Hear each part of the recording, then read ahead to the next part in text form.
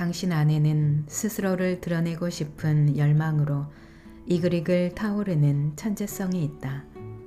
당신은 그저 당신의 뇌가 가지고 있는 능력들을 이용해서 뇌의 경이로운 힘을 활용하는 법을 배우기만 하면 된다. 우주는 우리가 원하는 것을 기꺼이 내어줄 준비가 되어 있다. 강한 확신으로 원하는 것을 끌어당겨라.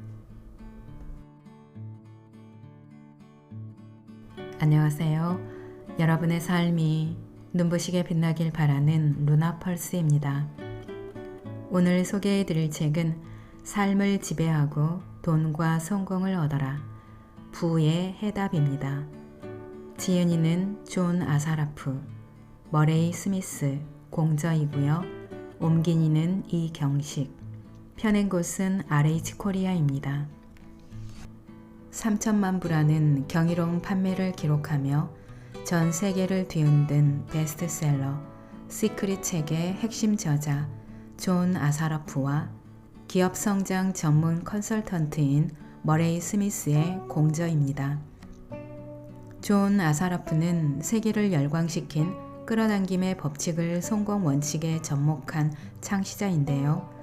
가난한 문제하에서 불의의 사고를 딛고 백만장자가 되기까지 끝없는 자기 확신을 바탕으로 일궈낸 그의 성공 신화는 시크릿 책을 통해 전 세계에 커다란 파장을 일으켰죠. 시크릿 책에서는 끌어당김의 법칙을 통해 성공을 위한 마음가짐의 중요성을 역설했다면 부의 법칙 이 책에서는 무한한 풍요를 위한 실천 매뉴얼을 소개하고 있습니다. 백만장자가 밝혀낸 성공의 4대 법칙이 이 책에 담겨 있는데요. 1. 끌어당김의 법칙. 강한 확신으로 원하는 것을 끌어당겨라. 2. 잉태의 법칙. 생각이라는 씨앗이 발아할 때를 기다려라. 3. 행동의 법칙. 소원이 현실이 되게 행동하라. 4. 보상의 법칙. 성공이 따라오는 올바른 전략과 전술을 선택하라 입니다. 또한 7장에서는 뇌과학과 신경과학에 기반한 연구 결과를 토대로 성공의 키포인트인 무의식을 지배하는 30일간의 두뇌 재조정법이 단계적으로 잘 정리되어 있습니다. 시각화, 자기확신, 명상 등 책에 나온 방법대로 한 달간 따라해 볼 수 있습니다. 돈 버는 사고방식을 장착하라. 부의 해답 책의 본문 중에서 일부 발췌해 소개해 드리겠습니다. 오늘도 책과 함께 편안한 시간 되시기 바랍니다.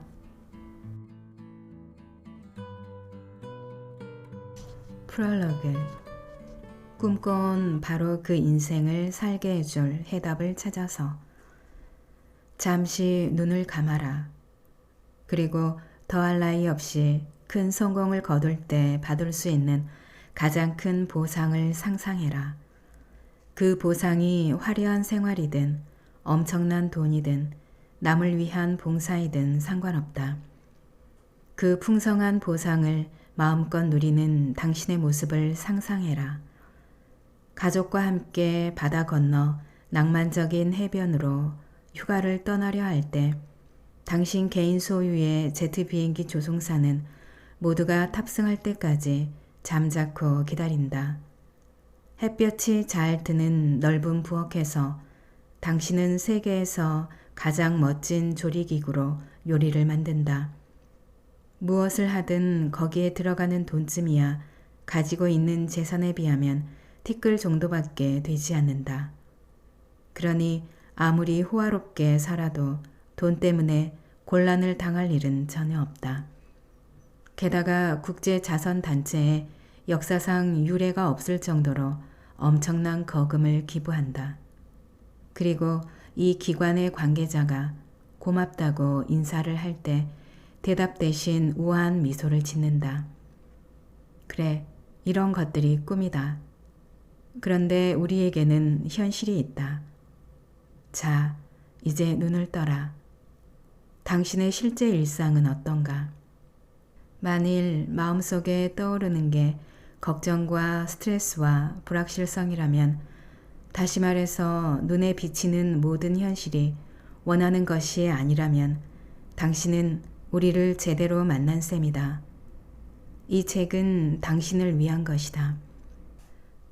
여전히 당신은 당신의 꿈을 한낱 백일몽으로 날려버리고 싶지는 않다. 사장이 되는 꿈, 선행을 하면서도 커다란 수익을 올리며 삶을 더욱 풍요롭게 바꾸는 꿈, 포춘의 표지를 장식하는 인간이 되는 꿈, 자가용 제트기나 리무진을 타고서 고객을 만나러 가는 꿈, 당신이 이 세상에 더는 존재하지 않는다 하더라도 당신의 재산으로 전 세계가 안고 있는 온갖 문제들을 해결할 수 있도록 자선재단을 만드는 꿈, 그런 온갖 꿈, 이 꿈을 지금 이대로 포기할 것인가? 한쪽에는 꿈이 있고 다른 한쪽에는 현실이 있다.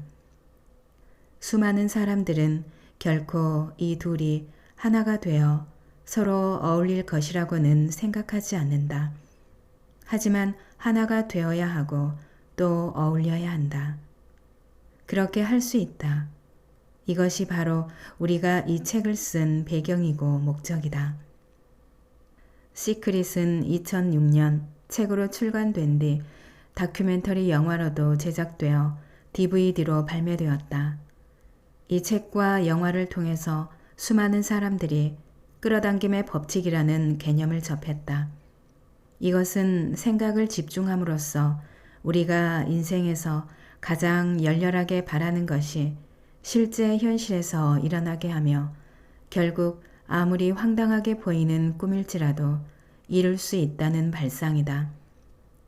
이 책의 공동 저자인 존 아사라프는 시크릿의 핵심 저자이기도 하다. 시크릿이 출간된 이후로 많은 사람들은 우리에게 이렇게 물었다. 어떻게 하면 내가 하는 일과 사업에 그런 발상을 실제로 적용할 수 있을까요? 지난 수십 년 동안 수천 명의 기업가들을 상대로 일해왔기 때문에 우리는 이런 말 뒤에 숨어있는 희망과 공포, 열망과 고뇌를 잘 알고 있다. 우리의 귀에는 이 질문 뒤에 도사린 또 하나의 질문이 들린다. 바로 이것이다. 어떻게 하면 무한히 풍요로워질 수 있을까요? 부의 해답은 높은 수준의 학문을 닦은 학자가 쓴 것이 아니다. 우리 두 사람 가운데 석사학위나 박사학위를 가지고 있는 사람은 없다. 우리는 대학교 문턱에도 가지 않았다. 우리는 가난한 집에서 태어났다. 부모들이 우리에게 기업 경영의 어떤 모범을 보여준 적도 없다. 사실 우리 두 사람의 성장 배경을 보면 그와는 정반대다. 우리는 인생을 제대로 살지 못하고 패배자가 될 가능성이 훨씬 더 높았다. 어쩌면 패배자가 되도록 운명적으로 결정되어 있었다고 볼 수도 있다. 중동 출신 이민자의 아들로 태어나 캐나다에서 자란 존 아사라프는 문제와 말썽을 달고 살던 청소년들과 어울리면서 10대 시절 대부분을 보냈다. 그러다가 고등학교 시절에 프로농구 선수가 될 수 있다는 희미한 가능성을 포착하고 거기에 온전히 매달렸다. 문제와 말썽만으로만 점철되던 인생을 바꿀 기회가 온 것이었다. 하지만 교통사고가 그를 덮쳤고 농구 선수가 되겠다는 꿈을 영원히 접어야 했다. 머레이 스미스는 어린 나이에 이미 다른 아이들과 달리 기술학교에 다녀야 했다. 따라서 그는 장차 공장 노동자로 평생을 살아야 하는 운명에 놓였다. 학교를 졸업한 뒤에 그가 처음 얻은 일자리는 지하 30m에서 하수도를 청소하는 일이었다. 하지만 어떤 이유에선지 우리 두 사람은 성공을 거두었다. 어떻게 했기에? 우리는 굳은 결심을 하고 시행착오를 거듭하며 성공을 보장해주는 본질적인 법칙들을 깨우쳤다. 그리고 그 법칙들을 실천했다. 지난 30년 동안 우리는 각자 그 해답을 우리가 하는 여러 사업에 적용하며 부지런히 노력해왔다. 우리가 함께한 사업은 18개였고 모두 성공을 거두었다. 반면 우리 주변에 있던 다른 사람들은 실패를 거듭했다. 우리가 배운 것 가운데 하나는 주변 사람과 함께 성공을 나눌 때 그 성공은 더욱 값지고 달콤하다라는 사실이다. 그래서 우리가 했던 경험과 여기까지 오면서 깨우친 성공에 이르는 비밀을 될 수 있으면 많은 사람들과 함께 나누려고 한다. 부의 해답이 담고 있는 내용의 원천은 광범위하다. 이 책을 읽으면서 당신은 모든 것을 깨우칠 것이다. 뇌가 가지고 있는 힘의 방향을 재설정하는 방법이나 삶을 지배하는 우주 법칙을 동원해서 사업을 성공으로 이끄는 방법을 배울 수 있다. 부의 해답을 구성하는 해답들은 모두 과학자, 영업사원, 경제계의 지도자, 그리고 억만장자를 상대로 했던 수백 건의 인터뷰를 바탕으로 도출된 것이다. 또한 이 해답들은 수천 명의 고객들과 함께했던 우리의 경험에서 그리고 전 세계에서 온갖 시행착오를 거치면서 일희일비를 거듭하던 사업 현장에서 비롯된 것이기도 하다. 물리학의 하이젠베르크의 불확정성의 원리라는 게 있다. 이 원리에 따르면 만일 어떤 사람이 평소와 다르게 어떤 사물을 바라보면 그 사물도 여기에 반응해서 예전과 다르게 바뀐다. 이 원리는 아원자 입자 차원에서 뿐만 아니라 당신의 인생과 사업에서도 동일하게 적용된다. 부의 해답은 당신이 개인 사업을 하든 남에게 고용되어서 일하든 당신이 하는 일을 어떤 식으로 바라보아야 할지 알려줌으로써 그 일이 당신이 원하는 대로 풀리도록 할 것이다. 이렇게 되면 물론 당신의 인생도 바뀔 것이다. 부의 해답은 일과 삶을 어떻게 자신의 일부로 장악하느냐 하는 문제를 다루는 책이다. 일과 삶에서 인과관계의 여러 원칙들이 어떻게 작동하는지 그리고 당신이 결과가 아니라 원인으로 작용할 수 있도록 어떤 원칙을 취해야 할지 설명하는 책이다. 부의 해답의 목적은 딱 하나다. 당신이 가지고 있는 질문에 당신 스스로 해답을 찾을 수 있도록 돕는 것이다. 이때의 해답은 물론 그냥 해답이 아니다. 당신의 삶은 이제 과거와 같지 않을 것이라는 선명하고 강력하며 결코 흔들리지 않는 확실성을 갖춘 해답. 당신이 꿈꾸는 사업이 그저 가능하다거나 그럴 법하다는 정도가 아니라 도저히 거부하려야 할 수 없이 확실하다는 해답이다. 어떻게 하면 무한히 풍요로워질 수 있을까? 확실한 해답이 이 책에 담겨 있다. 행운을 빈다. 가장 흔하고도 위험한 오류. 우선 질문을 하나 하겠다. 6마리의 개구리가 연잎 위에 앉아 있다. 이 가운데 한 마리가 뛰어내리기로 마음먹었다. 그렇다면 연잎에 남은 개구리는 몇 마리일까? 5마리라고? 축하한다. 당신의 분석적 추리 능력은 나쁘지 않다. 하지만 불행하게도 정답은 아니다. 정답은 6마리다. 그렇다. 6마리 모두 연잎 위에 앉아 있다. 왜냐고? 6마리 가운데 한 마리가 뛰어내리기로 마음 먹었지 실제로 뛰어내리지는 않았기 때문이다. 이 오류가 바로 우리가 가장 흔하게 저지르는 오류다. 우리는 어떤 것을 상상하고 이해하고 생각해내고 계획했기 때문에 우리가 그것을 할 것이라는 사실은 이미 확정된 결론이라고 생각한다. 하지만 대부분의 경우에 우리는 그 확정된 결론을 실제 행동으로 옮기지 않는다. 사람들은 의식적으로 하는 생각들을 자기 자신과 동일시하는 경향이 있다.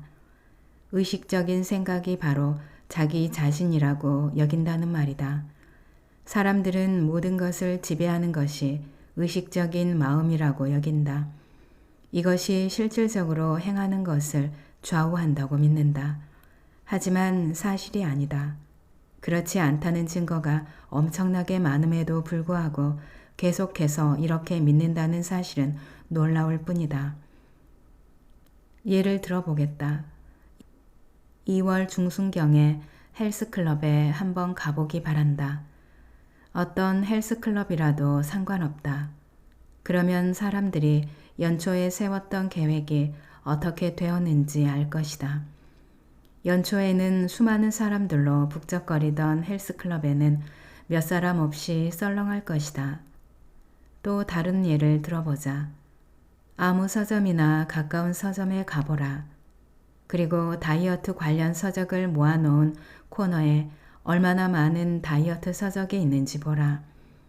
마치 다이어트 관련 서적이 부족해서 비만 인구가 늘어나기라도 하는 것처럼 엄청나게 많은 종의 다이어트 서적들이 진열되어 있을 것이다.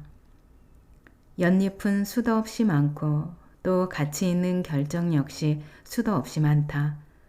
하지만 그렇다고 해서 실제로 결론이 달라지지는 않는다. 로마서에서 사도 바울은 사람들이 이런 경험을 하면서 공통적으로 느끼는 좌절감을 놀랍도록 명료하고 아름답게 표현했다. 내가 선을 행하기를 원하지만 선을 행하지 아니하고 내가 악을 행하지 않기를 원하지만 악을 행한다. 바로 여기에 커다란 오류가 존재한다. 우리는 우리가 가지고 있는 모든 멋진 의식적인 능력들이 실제로 행하는 것들을 제어한다고 생각한다. 하지만 그렇지 않다.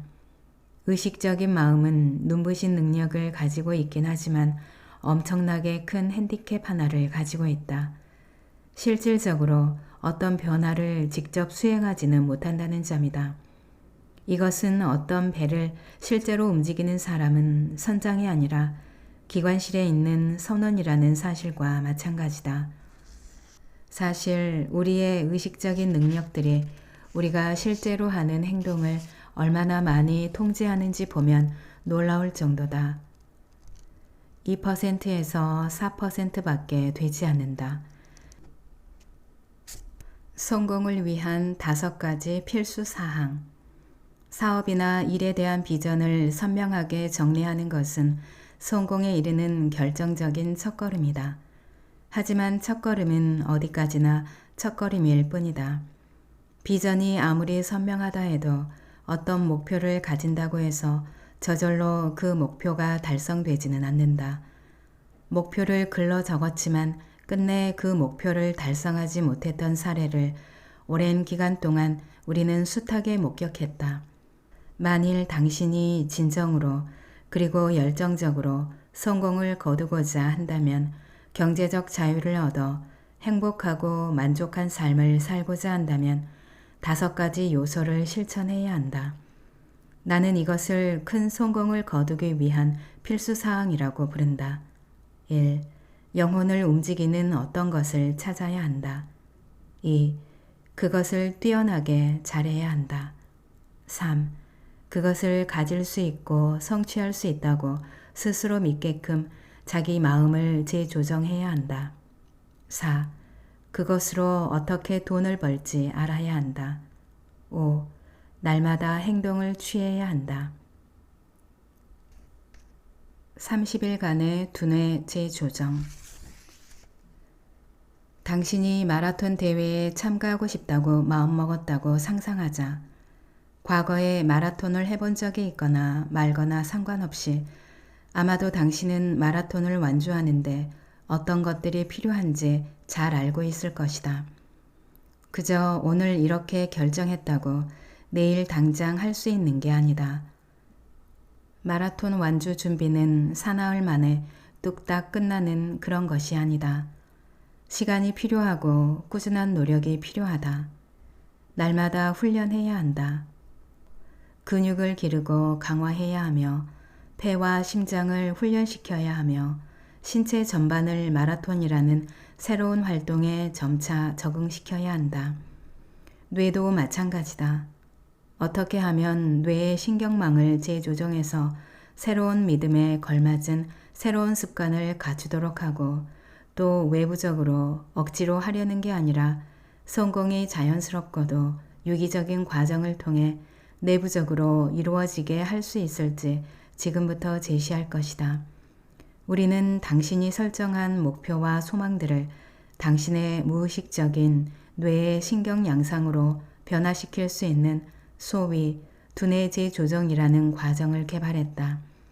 이것은 의식적인 뇌를 위해서 목표와 소망을 종이에 적은 뒤 잊어버리는 것과는 완전히 다른 것이다.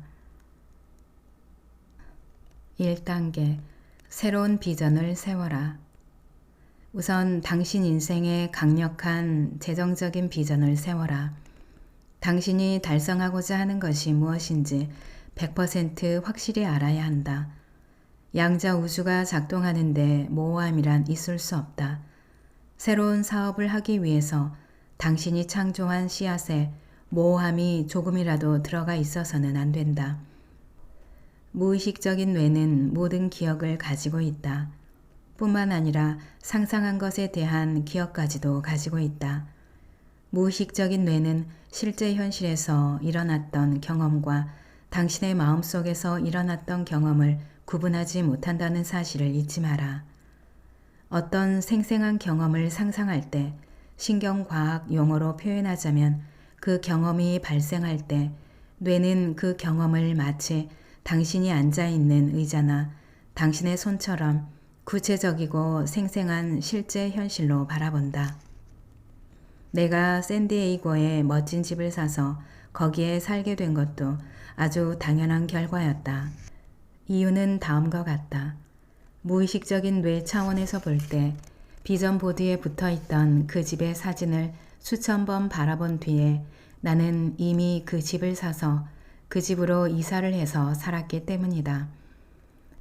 내 뇌의 믿음 센터는 비전보드 속에 그 집을 나의 집으로 파악했으며 이런 일이 실제 물리적인 세계에서 일어나도록 나의 감각과 의식적인 뇌는 총력을 기울였던 것이다.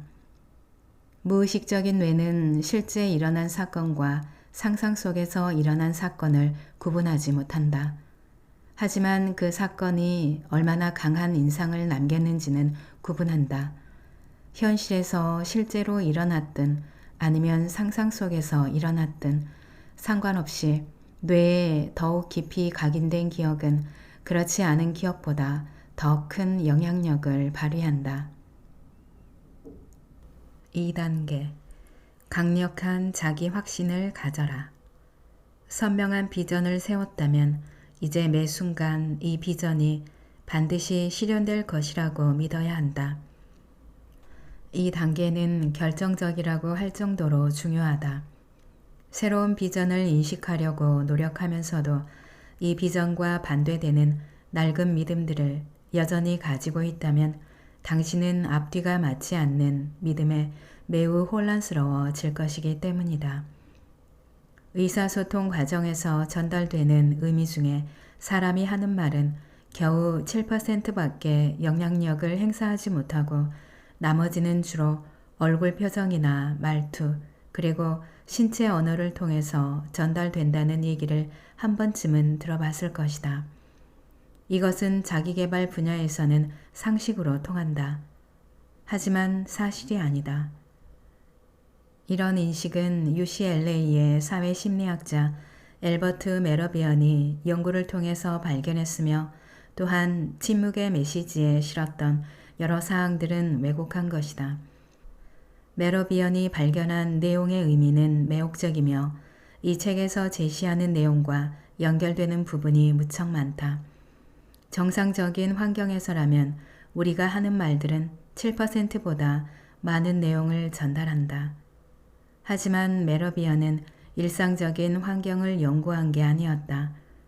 그는 당신이 아는 어떤 사람이 당신에게 여러 내용이 뒤섞인 혼란스러운 메시지를 전달했을 때 어떤 일이 일어나는지 연구했다.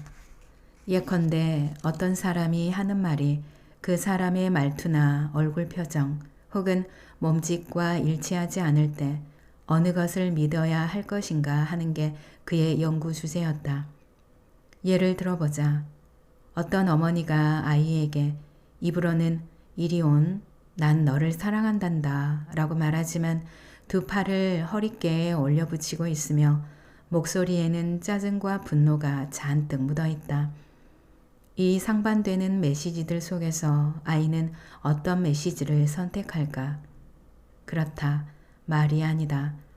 어떤 사람이 하는 말이 그 사람의 동작이나 감정, 분위기, 믿음 등과 일치하지 않을 때 그 사람이 하는 말은 언제나 거짓이다.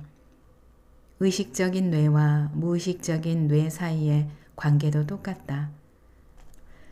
그러니까 어떤 사람이 입으로는 나는 연간 총소득을 25만 달러에서 100만 달러로 높이겠다 라고 말은 하면서도 무의식적인 마음은 여전히 25만 달러에 머물러 있다면 눈으로는 아이를 사납게 노려보는 화가 난 어머니가 입으로는 난 너를 사랑한단다 라고 말하는 것과 다르지 않다는 말이다. 의식과 무의식 사이에 갈등이 있을 때는 언제나 무의식이 이긴다. 언제나. 세상을 바꾼 천재들의 에너지를 훔쳐라. 1633년 갈릴레오 갈릴레이라는 한 늙은 천문학자가 종교재판소에서 신문을 받은 뒤 이단죄로 종신징역형을 선고받았다. 갈릴레이가 과연 무슨 죄를 지었기에? 그는 한 세기 전에 지구가 태양계의 중심이 아니라고 했던 카톨릭의 위대한 천문학자 니콜라우스 코페르니쿠스의 학설이 옳다고 했던 것이다. 그는 그동안 사람들이 믿어왔던 것과 달리 태양이 태양계의 한가운데 있으며 지구는 태양의 둘레를 도는 여러 개의 행성 가운데 하나라고 말했다. 이런 발상은 성서가 견지하는 입장과 정반대라고 종교 지도자들은 판단했다. 갈릴레이는 입장을 공개적으로 철회하라는 압력을 받았으며 그의 저서 두 개의 주요 세계 체계에 관한 대화는 불온한 사상을 담았다는 이유로 금서가 되었다. 그런데 늙은 과학자에 대한 처벌의 집행은 가택연금으로 완화되어서 나머지 생애 동안 그는 피렌체 외곽에 있던 집에 연금된 상태로 살았고 말년에는 눈까지 멀었다. 그러나 갈릴레이의 학설은 사람들 사이에서 계속 이어졌다. 그리고 그가 자연과 우주의 본질을 파악하려고 행했던 정교한 여러 실험과 수학적인 모델들은 그 뒤에 이어진 근대 과학 발전의 초석이 되었다. 그 뒤 300년이 지난 다음 알베르트 아인슈타인이라는 독일의 물리학자는 그를 근대 과학의 아버지라고 불렀다. 갈릴레이가 나타나기 전까지 1000년이 넘는 세월 동안 과학은 현실 모습을 정리한 어떤 내용이 과연 증거로서 증명이 될 수 있는지 확인하려고 노력하기보다는 그 모습을 무조건 인정하고 지적으로 충족시키는데 더 관심을 가졌다. 하지만 코페르니쿠스와 갈릴레이의 시대와 함께 유럽의 과학자들은 선험적인 증거를 열정적으로 추구하기 시작했다. 관념적인 실험 대신 실제 실험이 자리를 잡았다. 무거운 물체가 가벼운 물체보다 더 빨리 낙하한다는 아리스토텔레스의 주장을 확인하려고 갈릴레이가 직접 피사의 사탑에서 무게가 다른 두 물체로 실험한 것도 바로 이런 사례라고 할 수 있다. 이 실험으로 아리스토텔레스의 주장은 사실이 아님이 밝혀졌다. 갈릴레이 시대 이후로 줄곧 과학자들이 사물을 정확하게 관찰한 덕분에 사람들은 우리가 사는 세상을 거대한 시계태엽 장치의 한 부분인 것처럼 바라보게 되었다. 과학자들이 관찰한 이런 내용은 영혼이니 정신이니 의식이니 하는 개념을 이해하는 데는 도움이 되지 않았다. 갈릴레이와 같은 시대를 살았던 프랑스의 철학자이자 수학자 르네 데카르트는 오늘날 근대 철학의 아버지로 불리는데 그는 세상이 어떻게 작동하는지 가장 잘 이해할 수 있는 방법은 세상을 두 부분으로 나누는 것이라고 천명했다. 그가 나눈 두 부분은 과학 법칙의 지배를 받는 객관 세상 혹은 물질 세상과 교회의 영역이 될 수 있는 정신과 영혼의 주관 세상이었다. 데카르트는 특히 나는 생각한다, 고로 나는 존재한다 라는 명제로 유명하다. 하지만 사실은 이 명제에서 생각한다는 부분이 수백 년 동안 과학자들을 혼란스럽게 했던 것만큼이나 데카르트를 무척 혼란스럽게 했다. 생각한다는 것은 어떤 것일까? 우리의 생각은 어디에서 비롯될까? 인간의 의식을 만들어내는 뇌를 구성하고 있는 물질적인 측면은 어떤 것일까? 이와 관련해서 우리와 같은 시대를 사는 물리학자 존 헤길리는 다음과 같이 말했다. 뇌라는 고깃덩어리에서 의식이 발생한다는 것은 철학적 문제와 관계가 깊다. 데카르트가 실체의 깔끔한 분할을 주장하긴 했지만 상식적으로만 생각하더라도 생각은 존재의 나머지 부분과 어떤 연관이 있는 게 분명하다. 하지만 정확하게 어떤 연관이 있을까? 이런 질문들에 대한 해답들은 우리가 인생을 살면서 무엇을 성취할 수 있을까 하는 엄청나게 큰 새로운 가능성의 세상으로 활짝 열려 있다. 모든 것은 에너지다. 알베르트 아인슈타인이라는 이름을 말할 때 무엇이 가장 먼저 머리에 떠오르는가? 갈기처럼 뻗어있는 흰머리일 수도 있겠고 아니면 혀를 쑥 내미는 모습이 담긴 유명한 사진일 수도 있다. 혹은 또 천재라는 단어를 떠올릴 수도 있다. 하지만 어떤 사실을 떠올리든 나중에는 2는 MC의 제곱이라는 공식을 떠올릴 것이다. 여기에서 한 가지 궁금한 점이 있다. 도대체 정교한 이론을 설명하는 수학 공식이 어떻게 해서 과학자가 아닌 사람들까지 다 알 정도로 유명할 수 있을까? 그 이유는 이렇다. 아인슈타인은 에너지는 질량에 빛의 속도를 제곱한 것과 같다는 이 간단한 등식으로 수백 년 동안 계속되어 왔던 사고체계를 단번에 부숴버리고 또한 세상이 작동하는 원리에 대한 사람들의 인식을 근본적으로 바꾸어 놓았기 때문이다. 아인슈타인은 빛이 보여주는 알 수 없는 행동을 설명하려고 노력했다. 하지만 좀처럼 해답을 찾을 수 없었다. 뉴턴 물리학의 틀에서 벗어나는 것만이 유일한 해결책이라는 결론을 내렸다. 그래서 아인슈타인은 세상의 작동 원리를 밝히는데 뉴턴의 물리학을 버리고 대신 자기가 고안한 상대성 원리라는 개념을 도입했다. 아인슈타인의 사상이 변혁적일 수밖에 없는 이유 하나는 에너지와 물질은 서로 연관되어 있을 뿐만 아니라 서로의 형태로 변형될 수 있다는 점을 처음으로 밝혀냈기 때문이다. 물질의 세계와 에너지의 세계를 물샐 틈 하나 없이 나누고 있다고 믿었던 벽에 갈라진 틈이 있다는 사실을 밝혀낸 것이다. 아인슈타인이 발견한 귀중한 진리는 한마디로 모든 것은 에너지다로 요약할 수 있다. 바위, 행성, 컵에 담긴 물, 사람의 손, 그리고 사람이 만지고 맛보고 냄새 맡을 수 있는 모든 것. 이 모든 것들은 분자로 구성되어 있으며 분자는 다시 원자로, 원자는 다시 양성자와 전자와 중성자로, 이것들은 다시 진동하는 에너지로 구성되어 있다.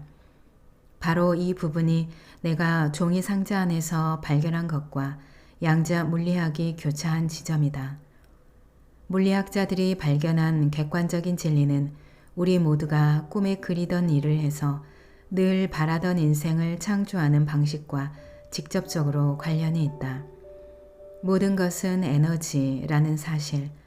다시 말해서 우리가 사물과 에너지가 절대적으로 구분되지 않는다는 사실을 알고 나면 물리적인 세상과 우리의 정신적인 세상 사이에 존재하는 경계선은 허물어지고 만다.